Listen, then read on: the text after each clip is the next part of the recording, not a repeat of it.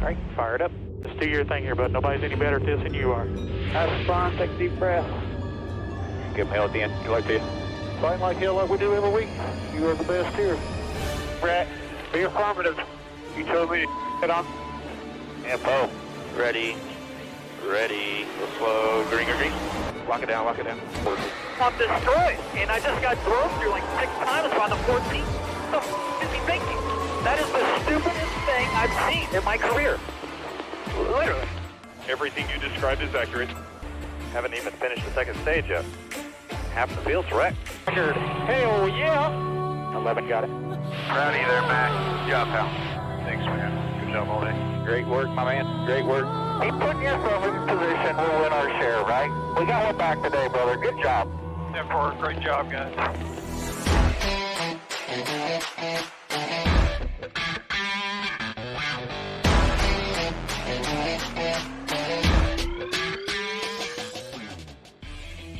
And welcome back to an exciting week 32 of Racing in the Draft. My name is Mark, and I appreciate you stopping in. Week 32 at the Roval at Charlotte Motor Speedway. We are getting down to the end of it now. We've got Charlotte, we've got Texas, Kansas, Martinsville, which I hope to be in attendance at, and the finale at Phoenix. But let's take a look at last week's surprising but good win by Bubba Wallace. In a rain-shortened race, Bubba put himself out front with about 3 or 4 laps to go, or what they thought were to go, and the skies opened up and it rained, and Bubba was in the right spot at the right time. It was not a fluke. I hate all the critics out there saying that Bubba fluked himself into this win and rain-shortened. He's always raced fairly well at super speedways. I wasn't real sure that he was going to, if they had run this race in full length, I'm not sure he could have won, but I mean, it's Dega, it's Daytona, it's super speedways, anything can happen. But either way, Bubba Wallace is now a NASCAR Cup winning driver. So congratulations to Bubba, very impressive win.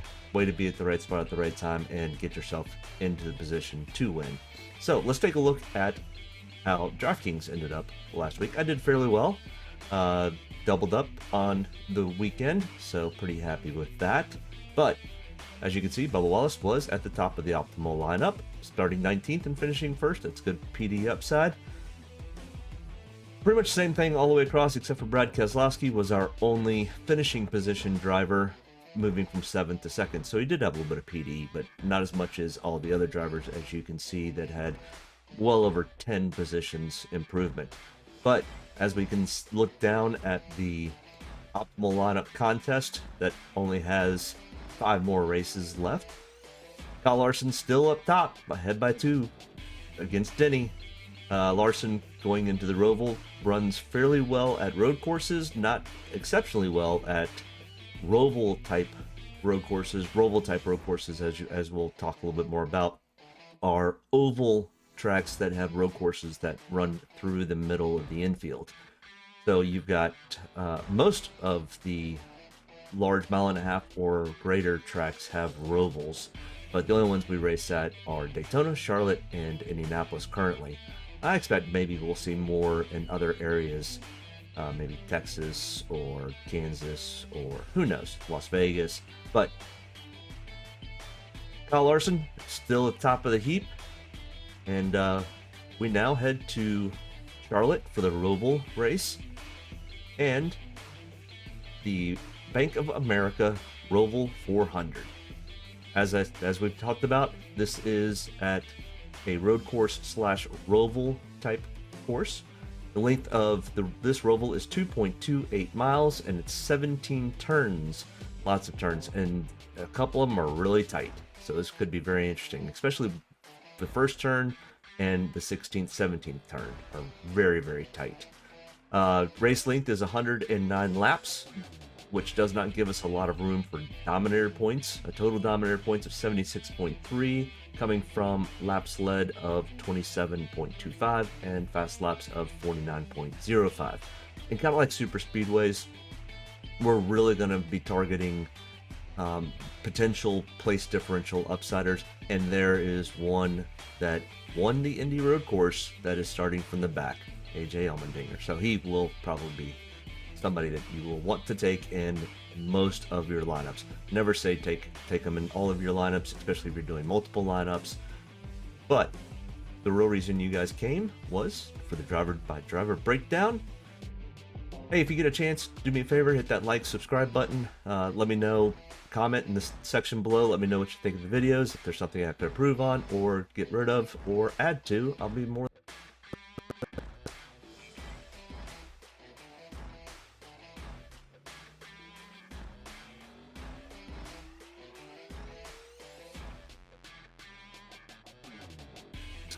Completely.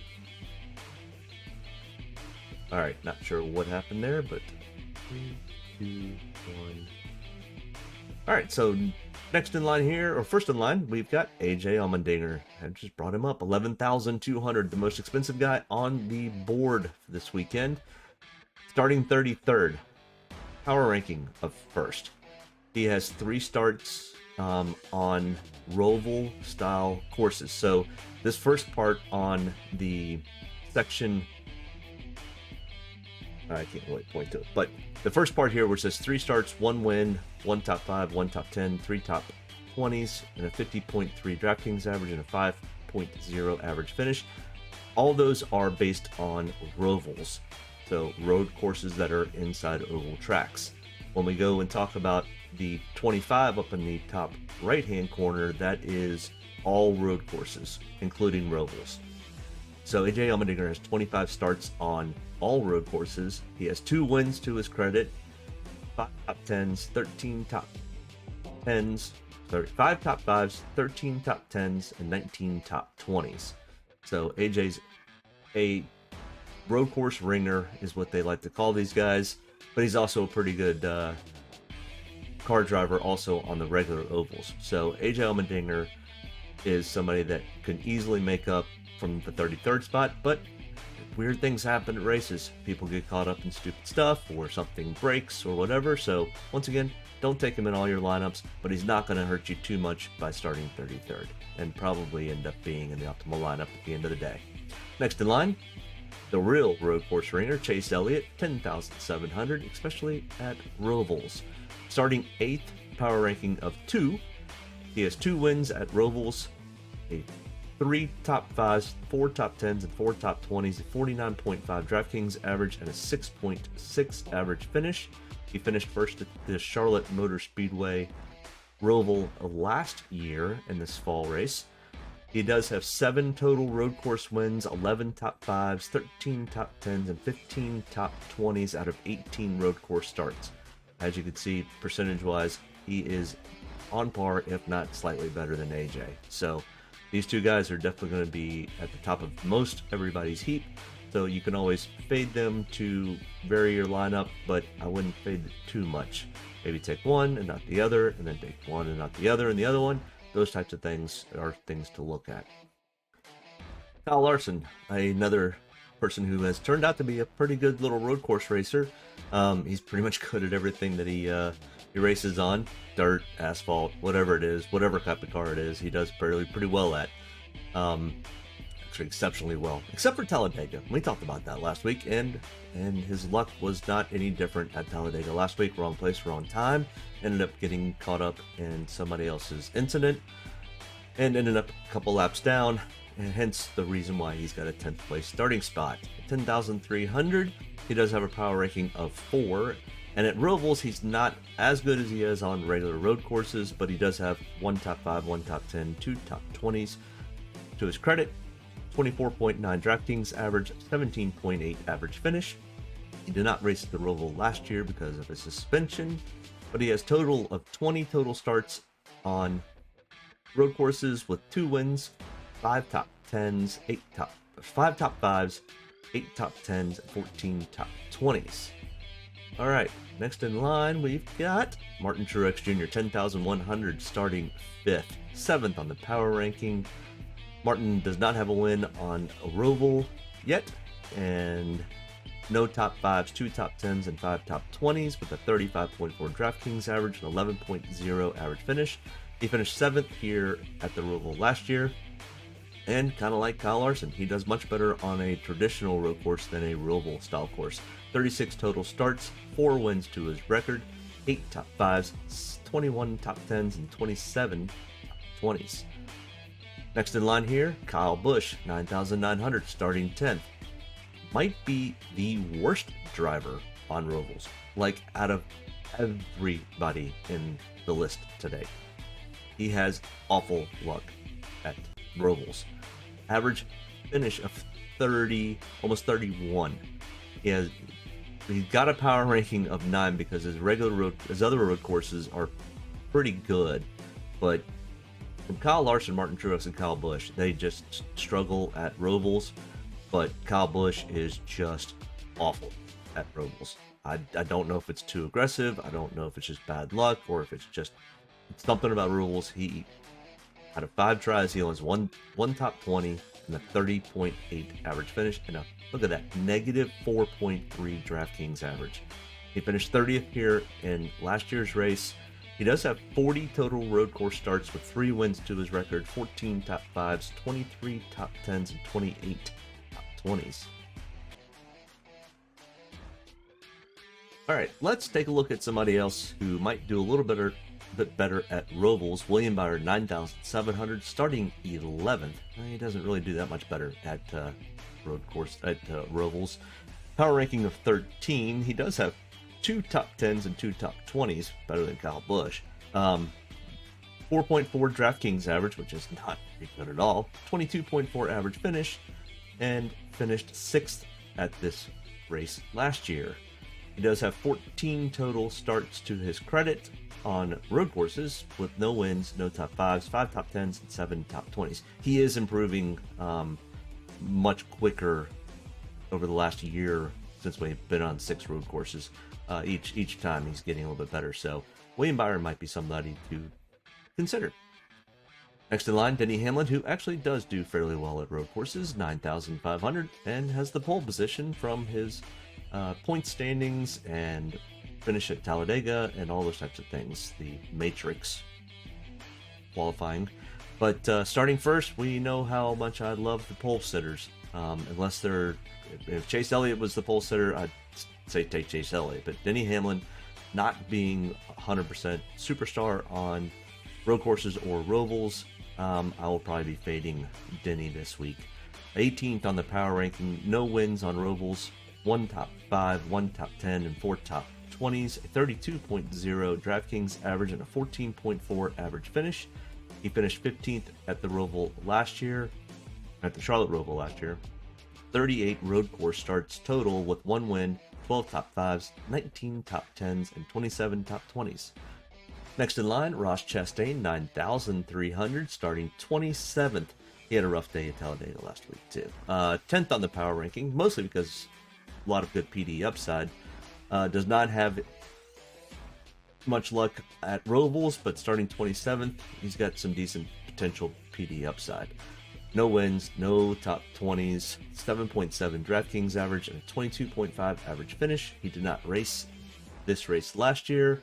11 total road course starts with 1 top 5, 3 top 10s, and 4 top 20s.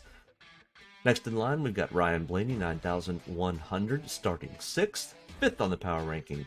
Ryan's pretty good at Rovals and pretty good at road courses. He does have a win here at the inaugural Charlotte Roval race 3 years ago, 2018, whatever that is, 3 years ago. But he has 3 top 5s, 4 top 10s, and 5 top 20s. 52.6 DraftKings average, which is the top of the heap, even a little more than AJ Almandinger, and a 6.2 average finish, which is almost as good as AJ. He finished 5th here in the Charlotte Roval race last year, but 18 total road course starts with 1 win, 5 top 5s, 9 top 10s, and 15 out of 18 top 20s. Next in line here, Alex Bowman, 8,900, starting 12th. 15th on the power ranking. Alex is not bad at Rovals or road courses, but out of his last 5, well, the only Roval starts that he has, which are only 5, 2 top 10s, 4 top 2 top 5s, 4 top 10s, and 5 top 20s, a 42.0 DraftKings average, 8.2 average finish. He finished 8th here in this race last year. 18 total road course starts with 2 top 5s, 7 top 10s, and 13 top 20s. All right, our next batch of drivers here. Kurt Busch, 8,700, starting 13th. Pretty good at road courses and pretty good at Rovals. Starting 13th, got some PD upside potential here. He is 6th on the power ranking. He does have 3 top 5s, 4 top 10s, and 5 top 20s, a 44.1 DraftKings average, 7.8 average finish. Finished 4th here last year in this race. 47 road course starts to his credit, which I think is the most. Kevin Harvick might be right there with him, but either way, 47 total starts with 1 win, 15 top 5s, 27 top 10s, and 37 top 20s. Next in line, we've got Brad Keselowski, 8,500, starting 2nd. 16th on the power ranking, mostly because of his starting position. Not a whole lot of PD upside there, with only 1 spot. And not sure Brad has it to win it. I think he finishes well, but his stats at Rovals are 2 top 5s, 2 top 10s, 3 top 20s, a 29.6 DraftKings average, 16.6 average finish. Finished 18th here in the fall race, or the Roval race last year. 30 total road course starts with 7 top 5s, 10 top 10s, and 23 top 20s. Next in line, Christopher Bell, 8,400, starting 4th. 19th on the power ranking. 3 total starts on Roval style road courses. He does have a win that came at the Daytona road course, which got him into the playoffs. And with that win, gave him the 1 top 5, 1 top 10, 1 top 20, a 27.0 DraftKings average, a 20.3 average finish.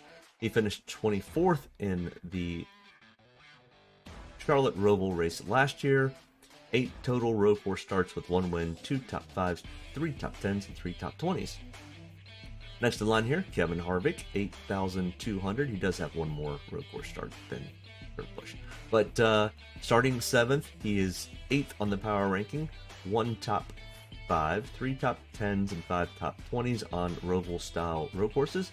41.2 DraftKings average, 8.6 average finish. He finished 11th here at the Charlotte Roval last year. He has 48 total starts on road courses with 2 wins to his credit, 11 top 5s, 25 top 10s, and 39 out of 48. Right there with Kurt Busch, they finished well. So Kevin Harvick is somebody to look at. He has a decent starting position, not as good as Kurt. I'll take Kurt over Kevin if I'm having to choose. Next in line, we've got Joey Logano, 8,100, starting 3rd. 11th on the power ranking, 2 top 5s, 4 top 10s, and 4 top 20s at Roval style courses. 30.5 DraftKings average and 11.6 average finish. He finished 2nd here in last year's Charlotte Roval race. 32 total starts to his credit, 1 win, 10 top 5s, 17 top 10s, and 24 top 20s. Kind of a tongue twister there. All right, next batch of drivers here. Matt DiBenedetto, 7,900, starting 30th. 3rd on the power ranking. I like his starting position. He had some bad luck at Talladega last week, poor guy. But starting 30th gives us a chance for some PD upside at Roval style courses. Matt has 1 top 5, 1 top 10, 3 top 20s, a 30.1 DraftKings average, and a 17.6 average finish. Literally, if he can start 30th and get his average finish, he probably will make the optimal lineup. He did finish 22nd here in last year's Roval race at Charlotte. He has 20 total road course starts with 2 top 5s, 4 top 10s, and 9 top 20s. All right, next in line here, we have got Tyler Reddick, 7,800, starting 29th. Pretty good PD upside potential here with Tyler Reddick. 9th on the power ranking. Only has 1 top 20 to his credit with a 12.2 DraftKings average and a 23.7 average finish. He finished 31st here in the Roval race last year. I don't expect that type of finish for Tyler this weekend, but yeah, that's why they race. Anything's possible. 16 total road course starts with 2 top 5s, 8 top 10s, and 14 top 20s. So, 14 out of 16 times on road courses, he finishes in the top 20, which would give him at least probably 9 PD points. So, intriguing at that price. Chase Briscoe, 7,600, 14th on the power ranking and starting 22nd. He only has 2 starts on Roval style road courses, and Chase is actually considered a really good road course racer. He's just had really bad luck on Rovals the 2 times that he's done it. As we can tell, 3.2 negative DraftKings average, 29th place average finish. He did not race this race last year. He's only raced the Indy Roval and the Daytona Roval. 6 total road course starts, which all came this year, but he does have 3 top 10s out of those 6 and 4 top 20s. So the Rovals have not been too kind to him, but all other road courses he's fared fairly well at. Justin Haley, 7,400, starting 38th. Lots of PD upside here with Justin. 12th on the power ranking. 2 starts on Rovals only. That all came this year, with 1 top 10, 1 top 20, a 35.5 DraftKings average, 16th place average finish. Did not race the Charlotte Roval last year. 6 total road course starts with only 1 top 5, 1 top 10. Still starting 38th. That's pretty much almost dead last on the field. Timmy Hill has that honor this week, but pretty much nowhere to go but up for Justin, and he's actually been racing pretty well ever since they named him to be driving the Colic racing car full-time next year in the Cup Series. Next in line here, Eric Almirola, 7,300, starting 21st, 28th on the power ranking. Eric has no top 5, no top 10s, but all 5 Roval courses he's finished in the top 20. 27.4 DraftKings average, 17.0 average finish. Finished 16th here in the fall Roval race at Charlotte. 25 total road course starts with no top 5s, 2 top 10s, and 14 top 20s. Next batch here, we've got Michael Medell, 7,100, starting 19th. Power ranking of 23rd. Michael is actually a pretty good road course racer, and that's where he really learned how to race before he got into Cup or into NASCAR. So his stats here just don't show that well. I think it's mostly equipment, but this year's equipment has been much better. So starting 19th, I'll have a little bit of ownership on Michael. I'm not selling him out. He has the chance to pop off for a very good finish. I'm not sure he goes out and wins a race, but I think he could easily finish in the top 15, if not top 10, which potentially might give him enough to get into the optimal lineup. But at Roval style courses, he does not have a top 5, but 1 top 10, 3 top 20s, a 19.8 DraftKings average, 20.0 average finish. He finished 32nd here in the fall Charlotte Roval race. 24 total road course starts with 3 top 10s and 11 top 20s. He races better than his stats. He just doesn't have the equipment to finish. Hopefully this year he can fare better. Daniel Suarez next in line, $7,000, starting 25th, 31st on the power ranking. First driver to throw caution to. No top 5s, no top 10s, and only 1 top 20 at Roval style courses. A 9.6 DraftKings average, 26.6 average finish. Finished 25th here, starting 25th. I don't really love Daniel Suarez in this spot, even though he does have potential PD upside. He hasn't shown me anything that can get him there other than his road course history. 16 total starts, 2 top 5s, 2 top 10s, and 8 top 20s.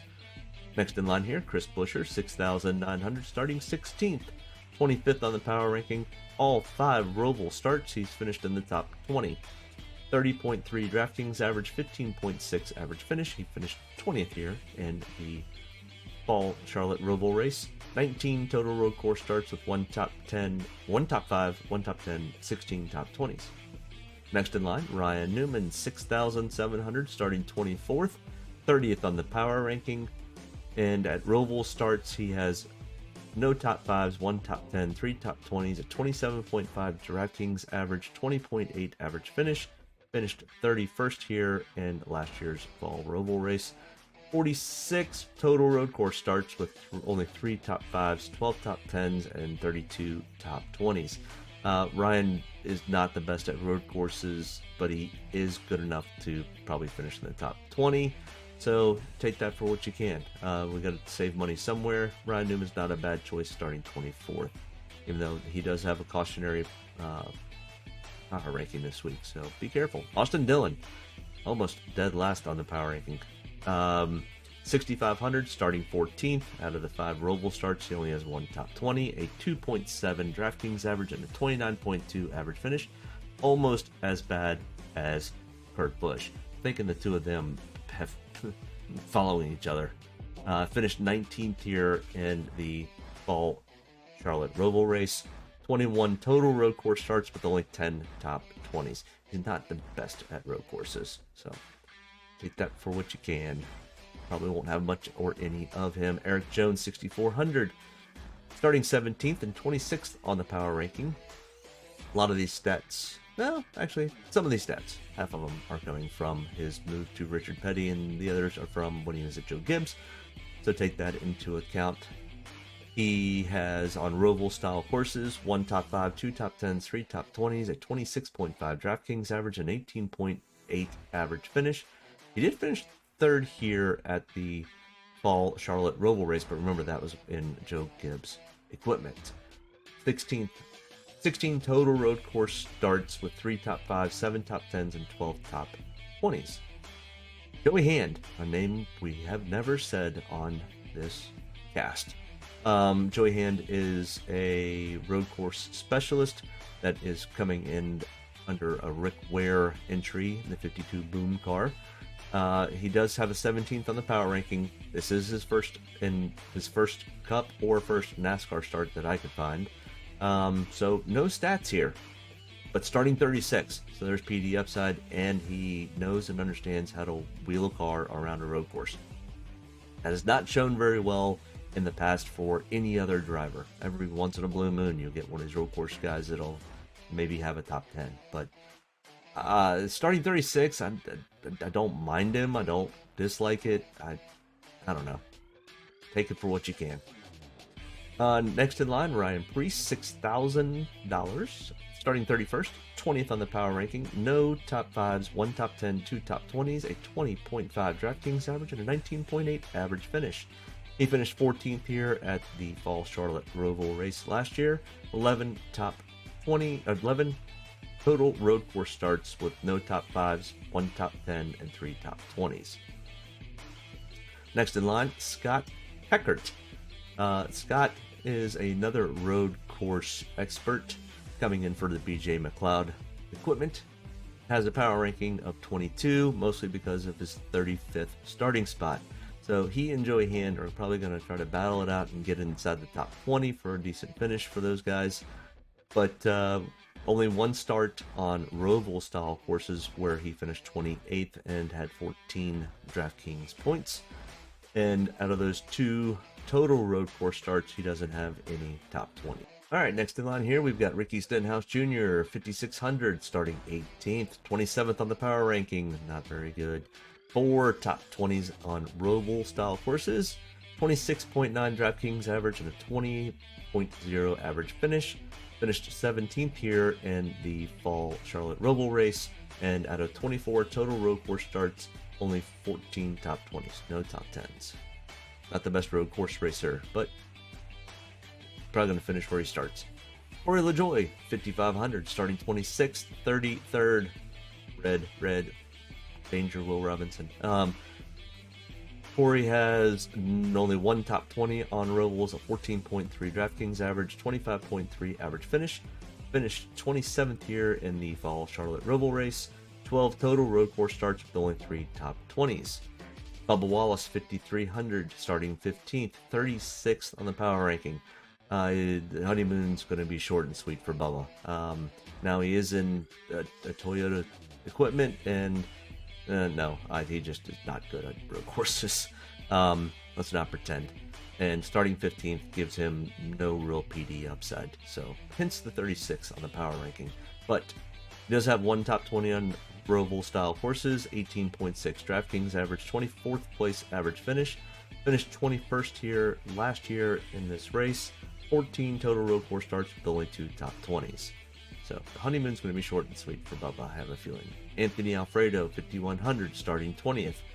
39th on the power ranking.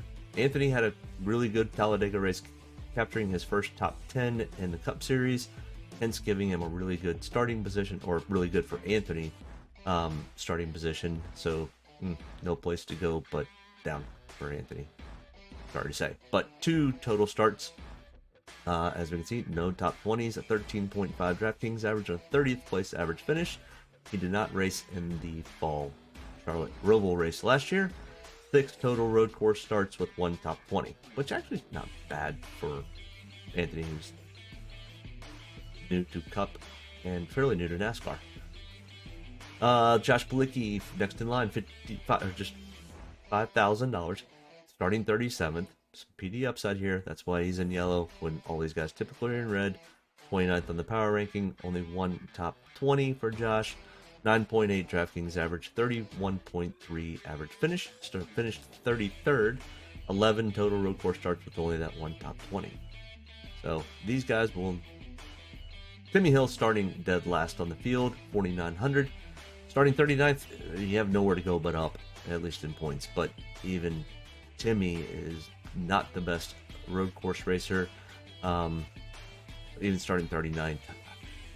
If I've got to save some money somewhere, and I'm taking AJ and Chase and Kyle Larson or something all in one group, maybe I tried to slide Timmy Hill in there to save some money and know that he's not going to really hurt me. He's not going to help me at all either, other than allowing me to take some higher priced drivers. Finished 38th here in the fall race here at Charlotte last year. 7 total road course starts and no top 20s. Garrett Smithley, 4,700, starting 34th on the power ranking. An average finish on Rovals of 30.3 and no top 20s in any of his road course starts. Cody Ware, 4,600, 2 total starts on Rovals with a 32.5 average finish. 8 road course starts and no top 20s. Glenn Hoff, 4,500, starting 28th. 3 total Rovals with a 30.0 average finish, and finished 28th here last fall. 8 total road course and no top 20s. All right, let's kind of take a look at the optimal lineups for speedway style road courses, or better known as Rovals.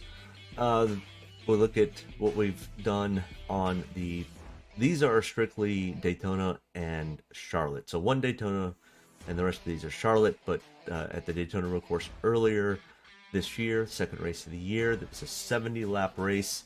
As you can see, no dominators. And as you can see, AJ Almandinger starting 34th, finished 7th, did lead 2 laps. So AJ should be, once again, somebody that is in a lot of your lineups, not all.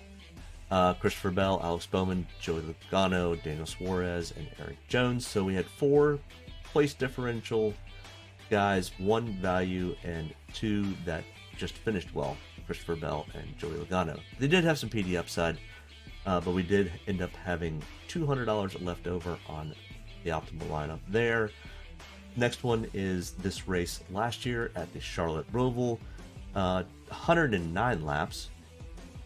And we had 1 dominator, kind of, in William Byron, who led 27 of 109 laps. I'm not sure if leading a quarter of the race gives you a dominator, but kind of. It's the closest dominator we've seen. But as we can see, 5 place differential upsides. Ricky Stenhouse from 38th to 17th being the most drastic. Ryan Blaney 24 to 5, and Cole Custer 28 to 9. So once again, starting some of these guys that are 26, 27, 28, 29 into the 30s that have decent road course experience are going to be the guys that we need to take for this optimal lineup. So very similar to doing regular super speedway lineups, because there's not a whole lot of PD upside, or not a lot of dominator upside to those style races. We're looking for guys who can just get their way through, let some carnage happen, and finish the race well. So the years 2019 and 2018 Charlotte Road Course Roval races.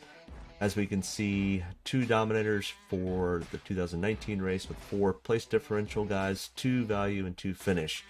So yeah, laps led 35 and 34 between Kevin Harvick and Chase Elliott. That would probably constitute being a dominator. Chase Elliott starting 19th and finishing 1st ended up being a PD upside.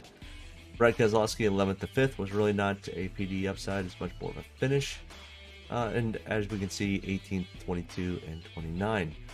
And then the 2018 Roval race, we can see we had one dominator, kind of. Once again, I'm not sure you can call it a dominator when you only lead 15 laps. But lots of, 3 PD upside, 2 value, and 2 finish with $2,400 left on the table. No money left on the table in the 2019 optimal lineup.